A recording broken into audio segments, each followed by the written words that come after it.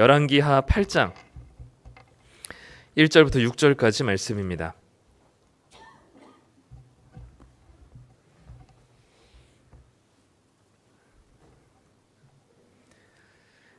구약성경 574쪽에 있습니다.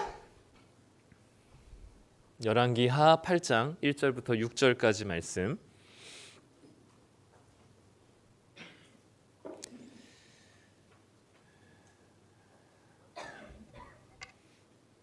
네, 다 찾으셨으면 우리 한 절씩 교독하고 마지막 절은 같이 읽도록 하겠습니다. 제가 먼저 1절 읽습니다.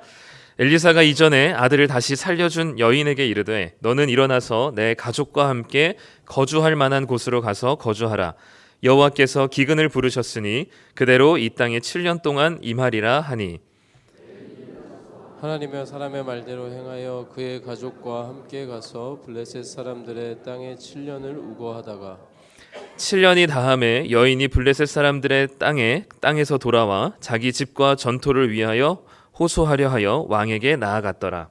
그때 왕이 하나님의 사람의 사원 게하시와 서로 말하며 이르되 너는 엘리사가 행한 모든 큰 일을 내게 설명하라 하니 게하시가 곧 엘리사가 죽은 자를 다시 살린 일을 왕에게 이야기할 때에 그 다시 살린 아이의 어머니가 자기 집과 전토를 위하여 왕에게 호소하는지라.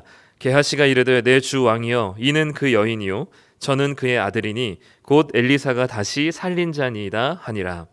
왕이 그 여인에게 물으매 여인이 설명한지라.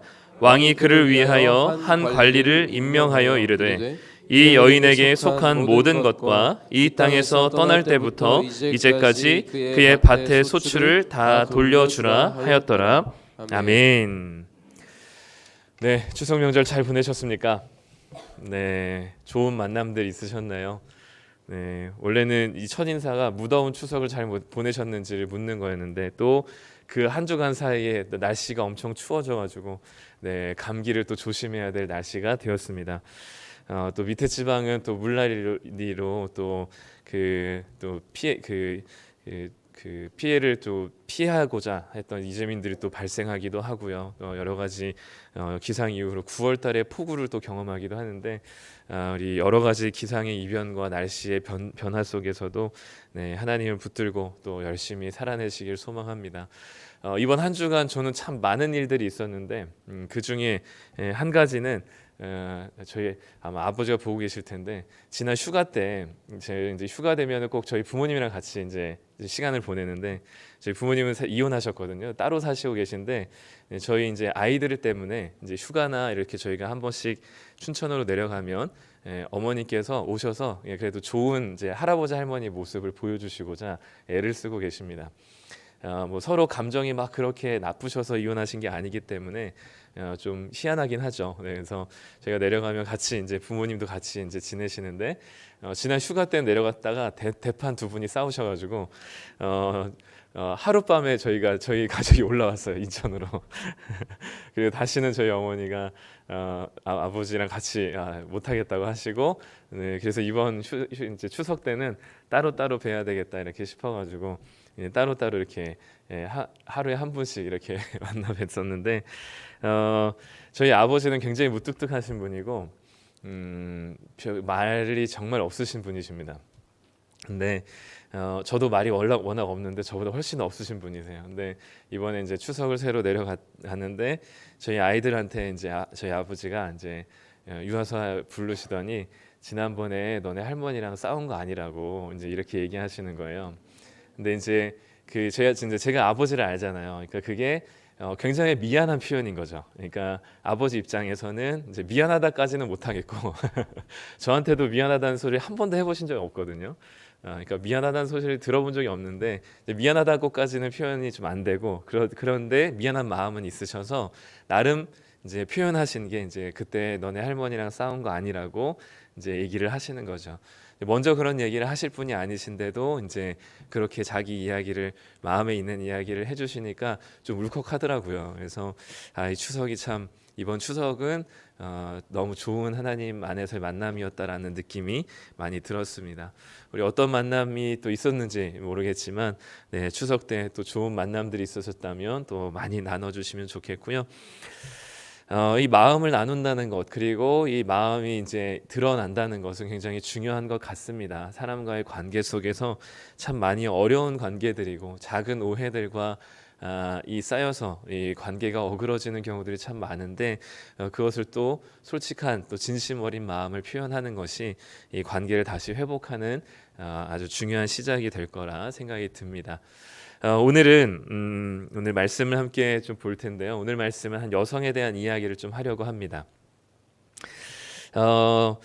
유키즈라는 프로그램을 보면 여러 가지 자기 영역에서 대단한 성공을 이룬 분들이 참 많이 나오는데, 그분들의 생각이나 시각들을 좀 이렇게 이야기하는 것을 듣다 보면 참 배울 게 많은 것 같아요. 네, 그 중에서도 기억나는 한 분이 있는데 윤여순님이라는 분이 있습니다. 우리가 잘 알고 있는 윤여정 배우의 언니이기도 한데요.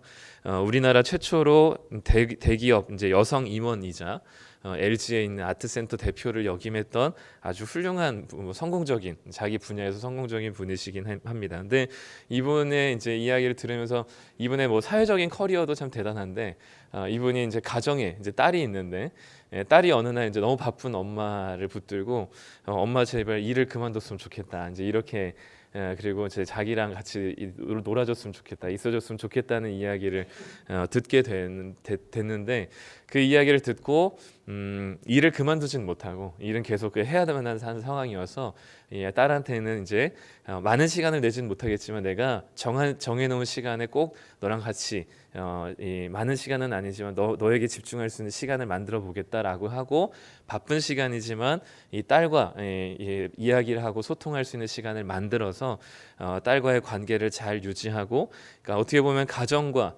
사회적으로 굉장히 이 성공적인 삶을 살았다라고 표현할 수 있을 만한 아주 기억에 남는, 그래서 이제 일하는 여성들에게 너무 많은 죄책감을 가지고 일하지 않을 수 있었으면 좋겠다라는 이야기를 했었던 기억이 있습니다.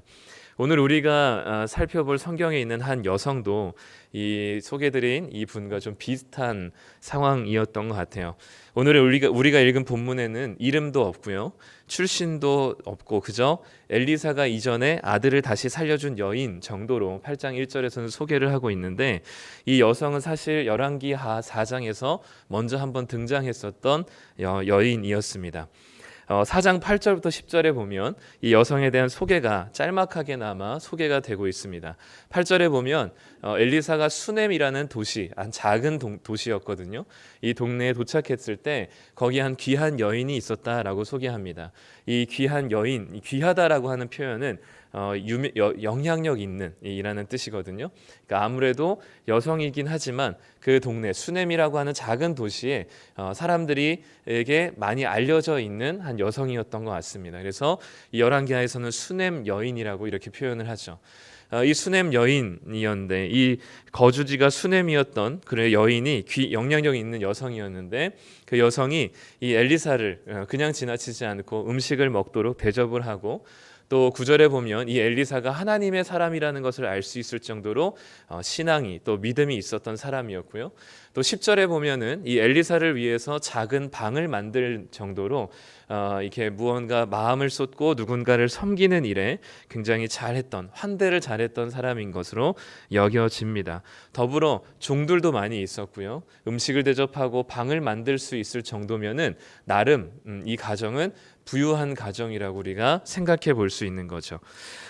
4장 13절에 보면은 엘리사가 이런 호의를 받은 다음에 너무 고마워서 무엇을 해줄까라고 질문을 했을 때도 이 여성은 자기에게는 아무것도 필요하지 않고 이 수넴이라고 하는 마을에서 이 사람들과 함께 지내는 것으로 만족합니다라고 할 정도로 이 마을 사람들, 그리고 자기가 머물고 있는 곳을 굉장히 소중하게 여기는 아주 따뜻한 사람이었던 것 같습니다.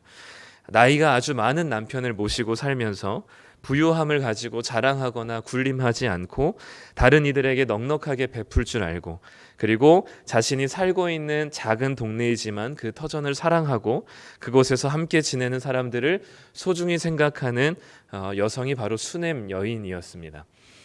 정말 완벽한 인간상이라고도 볼 수 있겠죠. 근데 이 완벽한 여성에게 한 가지 없는 것이 있었습니다. 그게 뭐였냐면 아들이었죠.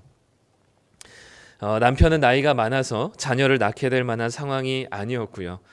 이 수넴 여인이 그동안 애를 낳기 위해서 참 많은 노력을 했지만 돈도 있었고 또 사랑해준 남편도 있었고 알아주는 사람들도 있었지만 한 가지 부족한 그 아들이 이 수넴 여인에게는 없었습니다. 이제는 더 이상 자녀를 가질 수 없다라고 생각하고 그저 수넴에 있는 동네 아이들을 자신의 자녀들이라고 생각하고 그 아이들을 잘 살뜰히 보살피는 것으로 자신이 해야 될 일을 다 한다고 생각했었던 그때에 엘리사가 이 수넴 여인에게 내년 이맘때쯤에 아들을 낳게 될 것이라는 뚱딴지 같은 예언을 하게 됩니다.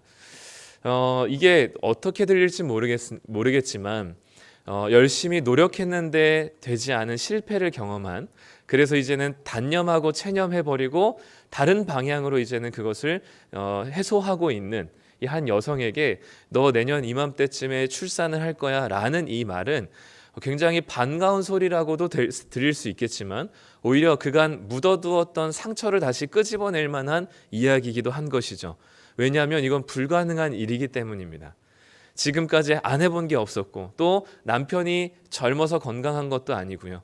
무언가 애를 낳을 만한 상황이 전혀 되지 않은데 너 애를 낳을 것이라는 이 말은 그간 그 여성이 열심히 수고했던 노력을 다시 들추어내어서 이 여성에게 다시 한번 상처를 주게 되는 희망 고문이 되지 않을까 싶습니다. 그렇기 때문에 이 수넴 여인도 엘리야에게 뭐라고 얘기하냐면 괜찮습니다.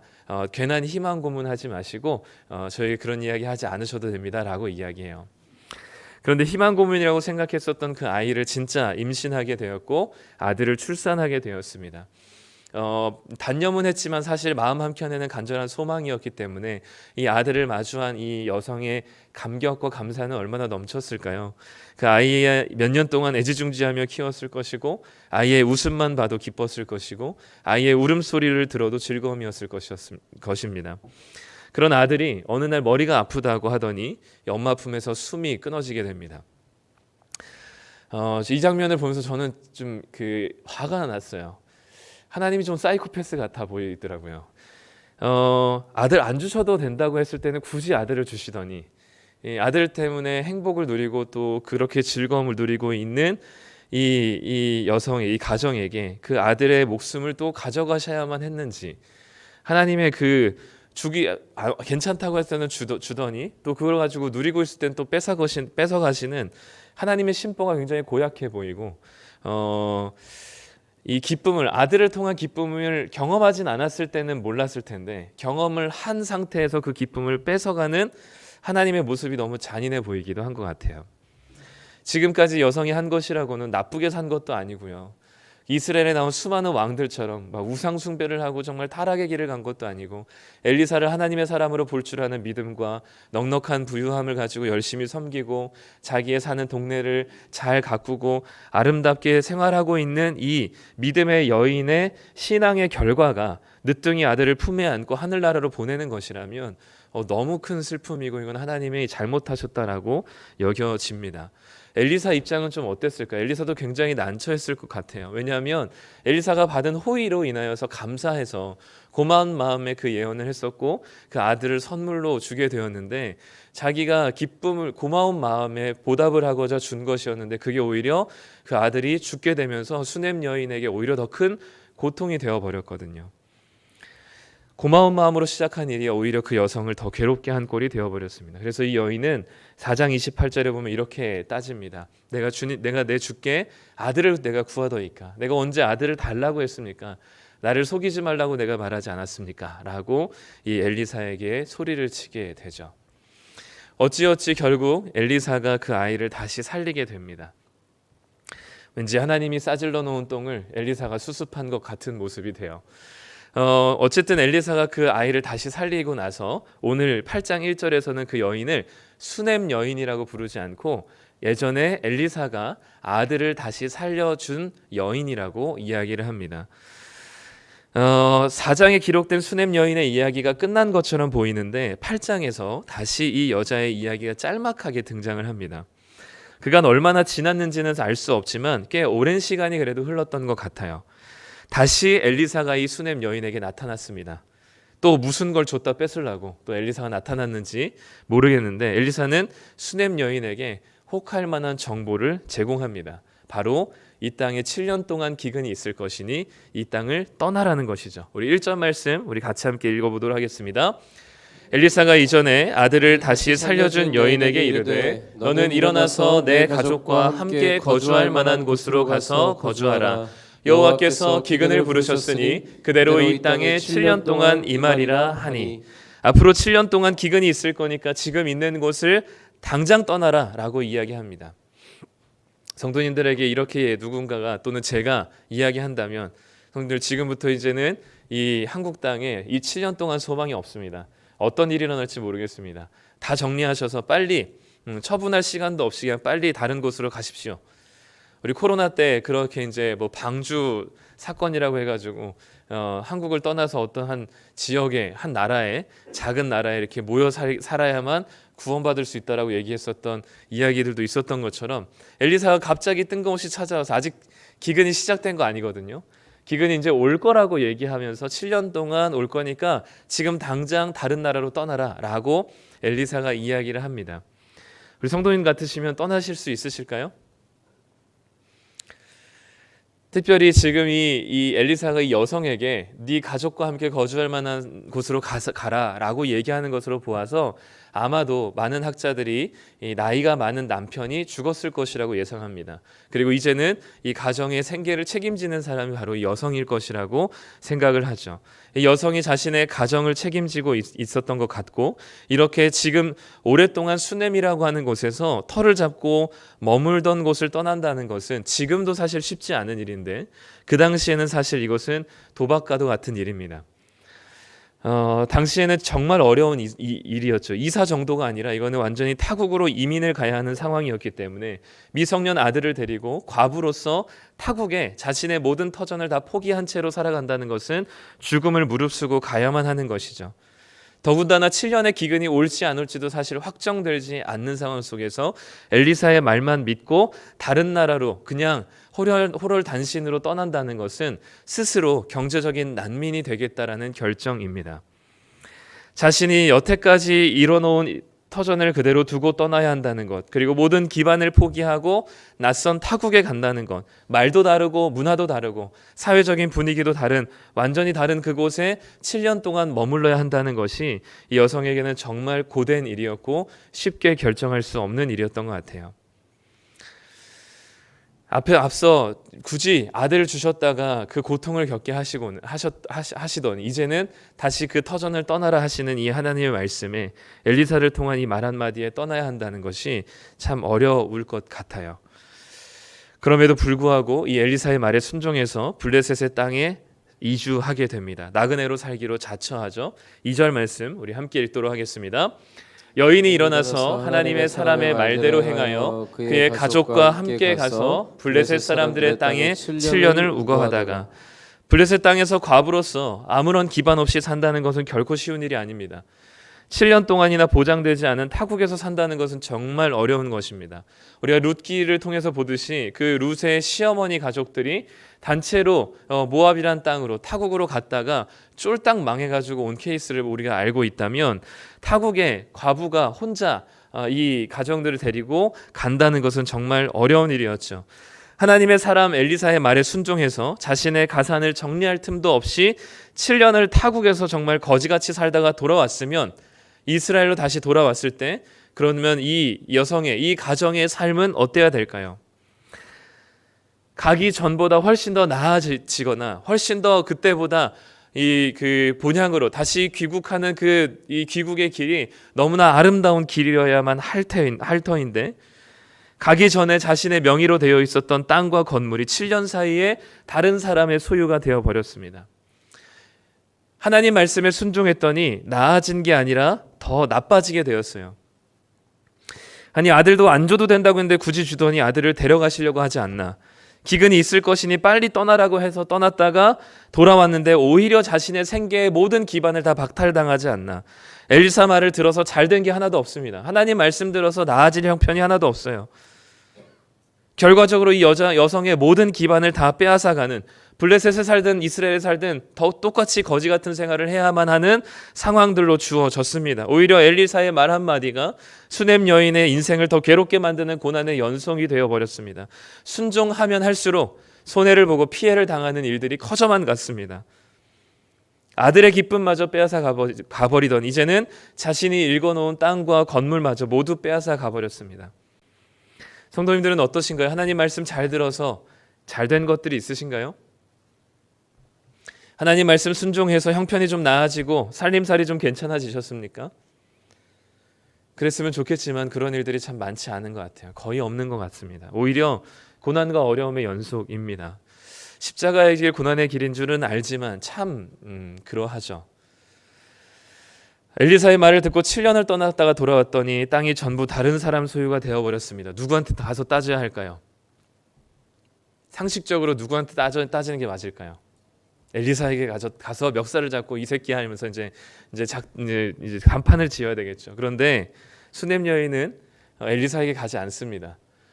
정당한 절차로 민원을 제기하고 정식 절차를 밟아서 왕을 만나게 되죠. 아마 이 기간은 적지 않은 시간이 흘렀을 거예요. 왜냐하면 지금도 우리가 민사 재판을 하면 알겠지만 몇 년이 걸리거든요. 재판 하나가 제대로 끝나려면 수년이 걸립니다. 근데 이게 왕한테 바로 갈 수 있는 재판 과정이 아니라 단계가 있잖아요. 그러니까 왕까지 가려면 이 재판 참 많이 긴 소송이었을 것이라고 여겨집니다. 그럼에도 불구하고 엘리사에게 아마 직접적으로 갔으면 엘리사를 통해서 아마 바로 해결이 됐을 수도 있을 것 같아요. 왜냐하면 엘리사가 이 여인에게 뭐라고 예전에 얘기했었냐면 나한테 필요한 거 얘기해라. 내가 왕한테 얘기해 줄 게 뭐가 있는지 너가 나한테 얘기를 해달라 이야기했거든요. 그러니까 그럴 정도로 영향력이 있었던 선지자였기 때문에 엘리사에게 얘기하면 바로 됐을 것을 굳이 이렇게 돌아서 그리고 엘리사를 거치지 않고 이 과정들을 다 밟아갑니다. 그런데 그렇게 수년이 걸려서 정식 절차를 밟아서 자신의 땅과 건물을 다시 자신의 명의로 돌리고자 하는 그 왕 앞에 나아가는 그 재판의 과정에 있는 그때 전혀 예상하지 못한 일이 이 여성에게 벌어지고 있었습니다. 4절 5절 말씀을 함께 읽겠습니다. 그때에 왕이 하나님의 사람의 사환 게하시와 서로 말하며 이르되 너는 엘리사가 행한 모든 큰 일을 내게 설명하라 하니 게하시가 곧 엘리사가 죽은 자를 다시 살린 일을 왕에게 이야기할 때에 그 다시 살린 아이의 어머니가 자기 집과 전토를 위하여 왕에게 호소하는지라. 게하시가 이르되 내 주 왕이여 이는 그 여인이요 저는 그의 아들이니 곧 엘리사가 다시 살린 자니이다 하니라. 아멘. 엘리사의 멱살을 잡아서 당신 말 들었더니 이렇게 됐다고 할 법한데 그렇지 하지 않고 왕에게 가서 엘리사를 통하지 않고 일을 해결하기 위해서 왕에게 나아갔는데 거기에서 하나님의 일하심이 시작되고 있었다는 사실을 보여줍니다. 오늘 말씀 4절에서는 그때에 라고 이야기합니다. 성경에서 그때라고 하는 시간을 언급하고 찝어주는 그때는 정말 중요한 시기입니다. 하필이면 마침 그때에 이 왕에게 나아가서 자신의 억울함을 고해야 하는 그 시기에 엘리사의 사환 게하시가 이스라엘 왕에게 엘리사에 대해서 얘기를 하고 있었습니다. 이스라엘 왕은 엘리사가 했었던 수많은 기적 같은 일들을 나에게 좀 알려달라고 이야기했고 게하시는 그 수많은 엘리사가 행한 기적 같은 일들 중에 무슨 이야기를 하고 있었냐면 그 아들, 죽은 아들을 살린 그 일을 이야기하고 있던 그 와중에 다음 재판이었던 그 재판의 순서가 바로 이 여성이 기다리고 있었던 거죠. 수넴 여인이 와서 그 기적의 주인공이 지금 왕 앞에 나타나게 된 겁니다. 다시 살아난 아이와 그 어머니의 기적의 주인공의 현장이 지금 바로 왕 앞에 있는 것이죠. 하나님의 타이밍이란 얼마나 정확한지요. 이 이야기를 게하시가 이야기하고 있는 와중에 이 여성이 아들과 함께 도착하게 되었고 바로 내가 말한 그 아들이 바로 이 아들이고 내가 말한 여성이 이 여성입니다라고 게하시가 얘기하는 그 상황과 그 타이밍은 너무나 정확한 타이밍이었습니다. 만화보다 더 만화 같은 이야기라고 할 수 있겠죠. 우리가 말도 안 되는 이야기를 얘기할 때 요즘 댓글들 중에 그런 댓글이 있어요. 드라마를 이렇게 써도 욕먹는다. 드라마는 비현실적인 이야기를 다루잖아요. 근데 드라마도 이렇게 쓰면 욕먹는다 할 정도로 그런 말도 안 되는 일을 가리켜서 그렇게 얘기합니다. 어디에 그런 댓글이 제일 많이 달리는가 봤더니 최근에 그 오타니 쇼헤이라고 하는 일본 국적의 야구 선수가 메이저리그에서 메이저리그 역사상 처음으로 50홈런과 50도루를 넘긴 대기록을 작성하게 됐거든요, 이번 주에. 이런 이 말도 안 되는, 그리고 투수이기도 해요. 그러니까 투수로서도 공을 잘 던질 뿐만 아니라 타자로서도 굉장한 타격을 가지고 있고 달리기도 엄청 잘해서 도루도 정말 수준급으로 하는, 그래서 모든 지표에서 상위권을 차지하고 있는 이 선수는 메이저리그 역사상 최고의 선수로 평가를 받게 되었습니다. 이러니까 이제 만화도 이렇게 그리면 욕먹는다고 할 정도로 이야기를 많이 하죠. 오늘 하나님이 보이신 타이밍이 바로 그러합니다. 드라마도 이렇게 쓰면 욕먹고요, 만화도 이렇게 그리면 욕먹는 것처럼 하나님의 타이밍이 너무나 이 여성에게 적절하고 완전한 정확한 타이밍에 하나님께서 일하시는 모습을 보이는 것이죠. 왕은 그 즉시 그녀의 땅과 건물을 원상복귀시킬 뿐만 아니라 그동안 떠나있던 7년 동안 벌었어야 할 모든 소득까지도 다시 복구시켜줍니다. 하나님의 말씀에 순종한 수냄 여인에게 하나님은 기가 막힌 타이밍에 그의 땅을 회복시켜 주시는 것이죠. 한 여성의 이야기를 지금 나눠드렸는데 이 수냄 여인의 이야기를 통해서 오늘 우리가 적용하고 깨달아야 될 말씀의 이야기는 뭘까요? 하나님 말씀 순종하면 결국 하나님께서 기가 막힌 타이밍에 하나님이 일하실 것을 보게, 하나님이 더 잘되게 해주실 거다, 그러니 열심히 순종합시다 라고 적용하면 될까요? 그렇게 적용해도 됩니다. 그렇게 적용하십시오. 그런데 오늘은 이 하나님의 타이밍에 하나님께서 일하실 것이기 때문에 우리는 그 타이밍이 언제인지는 알 수 없지만 하나님께서 그건 하실 일이고, 하나님의 타이밍에 우리는 수냄 여인처럼 좀 불가능하고 힘겹지만 그 말씀에 순종하면 됩니다. 그게 이제 우리의 이 수냄 여인의 이야기를 통해서 우리가 받을 개인적인 적용이죠. 그런데 오늘 말씀은 사실 개인적인 적용을 위한 본문만은 아닙니다. 이것은 사실은 훨씬 더 중요한 의미는 공동체적인 적용이 필요해요. 왜냐하면 지금 이 수냄 여인의 이야기는 사실 여기에 이렇게 있을 필요가 없어요. 왜냐하면 앞뒤의 이야기가 전혀 뜬금이 없습니다. 수냄 여인, 이 8장에 있는 수냄 여인 이야기에 앞서서 어떤 이야기가 있냐면 아람 군대가 이스라엘 백성들 앞에서 패배하거든요. 아람 군대가 완전히 폭삭 망해버리는, 이 군대가 완전히 끝나버리는 이 이야기가 7장에 나와요. 그리고 8장의 수냄 여인 이야기가 나오고 난 뒤의 이야기는 뭐냐면 그 아람이 전쟁에 실패한 책임으로 인하여서 베나닷이라는 왕이 죽고 새로운 하사엘이라고 하는 새로운 왕이 세워지는 이야기예요. 그러니까 한 아람이라고 하는 한 나라의 실패와 그리고 다시 왕이 세워지는 이야기 사이 속에 지금이 아주 지극히 개인적인 여성의 이야기가 들어가 있는 거거든요. 이거는 사실 글을 쓴다면 이런 식으로 쓰면 욕먹어요. 이거는 아주 이야기 흐름을 깨버리는 순서입니다. 근데 굳이 왜 열왕기 기자는 여기에다 이 이야기를 썼을까? 이거는 우리에게 순종을 잘하면 하나님께서 하나님의 타이밍에 일하실 것이라는 적용도 되겠지만 무언가 더 중요한 의미가 있는 것 같아요. 더군다나 수상한 게 여러 가지가 아닙니다. 이 수냄 여인의 이야기가 4장에서도 굉장히 길게 소개가 되는데요. 적어도 이 여성의 이름 정도는 등장해야만 합니다. 이 정도의 이 비중이면. 근데 이 여성의 이름을 일부러 기록하지 않는 듯하게 이름이 기록되지가 않아요. 게다가 수냄 여인의 이야기를 보면 굉장히 다른 이야기를 생각할 만한 여러 가지 복선이 담겨 있습니다. 수냄 여인의 남편이 나이가 많아서 애를 가지지 못했을 때 갑자기 누군가가 찾아와 내년 이맘때 애를 가지게 될 것이라는 이야기, 어디에서 많이 들어본 이야기 같지 않으시나요? 아브라함이 이삭을 낳게 된 이야기와 비슷합니다.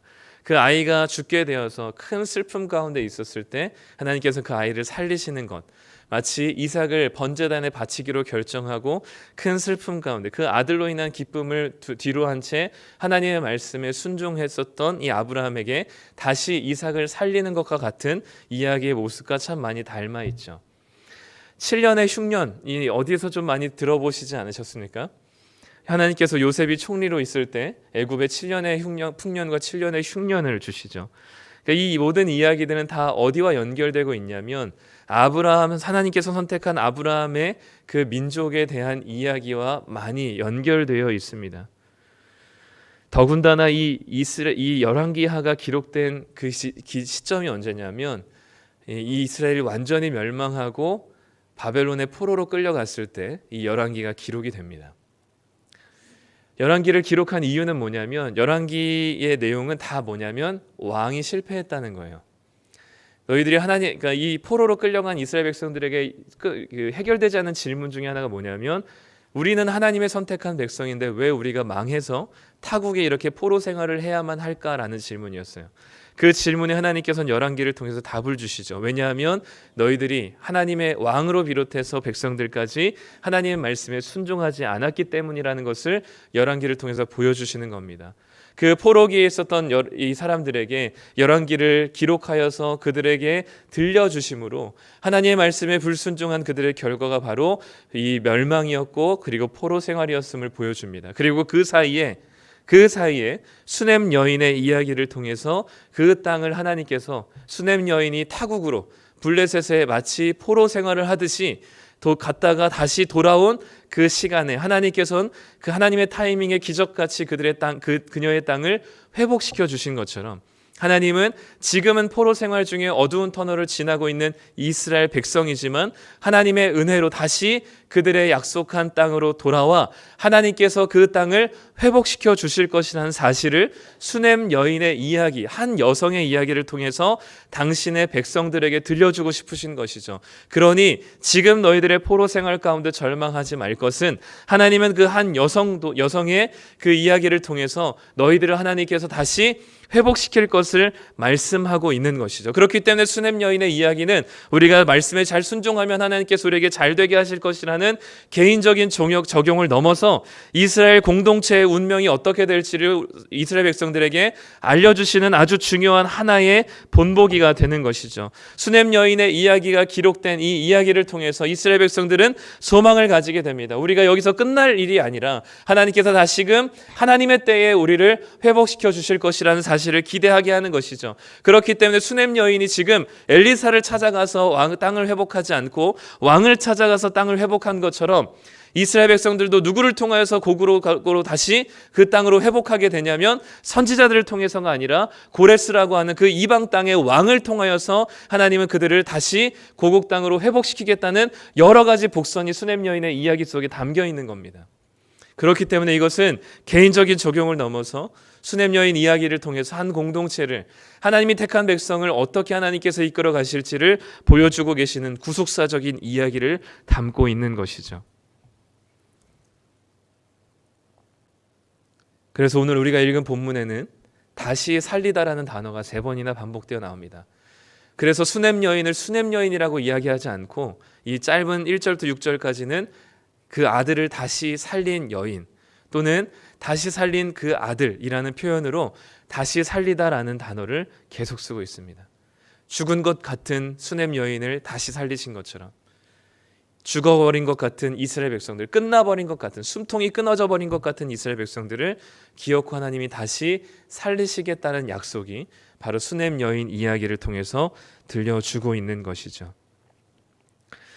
수넴 여인이 살던 수넴이라는 땅의 이름은, 수넴이라는 단어의 뜻은 굴곡의 땅입니다. 이 굴곡의 땅에서 하나님은 회복의 모습을 보여주고 있습니다. 하나님은 이스라엘을 끝났다라고 여기는 이스라엘을 다시 살리실 것입니다. 마찬가지로 지금 우리들에게도 공동체적으로 적용한다면 점점 타락해가는 이 세상 속에서 이 나라가 어디를 방향을 두고 갈지를 알 수 없는 상황 속에 또 나라만 혼돈스러운 것이 아니라 교회마저도 세상 가운데 방향을 제시하지 못하고 마치 세상의 포로가 된 것처럼 아무런 능력을 발휘하지 못하고 있는 교회의 공동체와 같은 이 무너져가는 세상 속에서 하나님께서는 여전히 교회에 소망을 두고 계시고 이 교회를 통해서 이 땅을 회복하실 것이라는 약속을 주고 있는 것이죠. 여러 가지 지표가 사실 하얀 곡선을 그리고 있습니다. 최근에 나온 여러 가지 통계 자료를 보면 향후 2050년에는 기독교 인구가 얼마나 될까를 볼 때 지금은 800만 정도라고 여겨지는데 아마 50년이 되면 600만 정도로 떨어질 것이라고 예상합니다. 그때 되면은 그 기독교 인구 600만 중에 연령 분포가 어떻게 될까라고 하면 60대가 40% 이상을 차지하게 될 것이고 20, 30대는 점점 줄어들 것이라고 모두가 예상합니다. 모든 통계와 모든 지표가 점점 줄어들 것이고 점점 하얀 곡선을 그리면서 위태롭다고 하는 그때에 하나님은 굴곡의 땅 수넴 여인의 땅을 회복시키신 것처럼, 그리고 그 아들을 다시 살리신 것처럼 하나님께서는 이 땅을 다시 회복시키실 것입니다. 우리 교회가 여러 가지 보기에 미력하고 무력한 것은 맞지만 또 많은 것들이 부족하고 연약한 건 사실이지만 하나님께서는 우리가 끝났다라고, 우리는 더 이상 힘이 없다라고 여길 때 하나님께서는 당신의 타이밍에 당신의 일을 하시며 그 땅을 회복시켜 주셨던 것처럼 이스라엘 백성들이 포로 가운데 완전히 끝났다라고 여기면서 아무것도 가능성이 없다고 여길 때 이 이야기를 통해서 다시금 소망을 얻게 하셔서 70년 만에 다시 고국의 땅을 회복시키신 것처럼 하나님께서는 당신의 무너져가는 교회를 통해서 절대로 무너지게 내버려 두지 않으시고 하나님 나라의 복음을 다시 살리게 되실 것입니다. 그 회복하시게 될 것을 우리에게 약속하신 것이고 그것의 바로 주역과 주인공으로서 이 하얀 곡선을 그리고 내리막길을 가고 있는 것과 같은 교회 가운데 열심히 순종함으로 하나님의 나라를 이 땅 가운데 임하게 하는 놀라운 역사를 일으키실 것을 우리에게 말씀하고 있기 때문에 우리는 우리의 지표를 따라보면서 절망할 것이 아니라 지표를 거스르는, 또는 무너져 내린다 할지라도, 또는 그 지표가 하얀 곡선을 그린다 할지라도 이 가운데서 우리가 하나님 말씀에 순종하며 발버둥 칠 것이 무엇인가를 고민하며 결정하며 선택하고 달려갈 수 있는 교회 공동체가 되기를 간절히 소망합니다. 그것이 우리가 하나님께서 우리를 회복시키겠다고 결정하시고 약속하신 이 말씀을 붙들고 하나님 나라의 복음을 가지고 살아내는 자들의 모습일 것입니다. 물론 점점 더 믿음 생활하기는 어려울 겁니다. 점점 더 신앙생활하기는 어려울 것입니다. 우리가 생활하는 때보다 또 다음 세대들이, 미래 세대들이 성인이 되어서 신앙생활하기는 더 어려울 것입니다. 그들의 마음은 더 강팍해질 것입니다. 그러나 우리는 그것 때문에 그렇게 될 것이라고 생각하고 모든 지표가 그렇게 가리키지만 그것으로 포기하고 좌절하고 가만히 있는 것은 우리에게 주어진 복음이 너무나 큽니다. 하나님의 약속이 너무나 분명합니다. 그러니 지금 우리가 해야 될 일은 이 복음을 가진 자로서 수넴 여인의 땅을 회복시키시고 이스라엘을 회복시키신 그 하나님의 약속을 붙들고 우리가 지금 순종해야 될 것이 무엇인가, 우리 교회가 이 땅 가운데 어떻게 복음을 드러낼 수 있을까를 고민하며 우리의 사역들을 열심히 또 순종함으로 해가야 하는 것이 바로 이 수넴 여인의 이야기를 통한 우리 교회에게 주시는 말씀이라 여겨집니다. 오늘도 날마다 또 내년에도 하나님의 말씀을 날마다 붙들고 그 복음을 가지고 최선을 다해서 순종함으로 살아내십시다. 하나님의 때에 그 순종의 결과로는 우리는 장담할 수 없지만 하나님의 타이밍에 하나님께서 회복시키시고 일하실 것을 믿음으로 고백하며 그때를 바라보며 최선을 다해 순종함으로 걸어가시는 우리 모든 성도님들 되셨으면 좋겠습니다.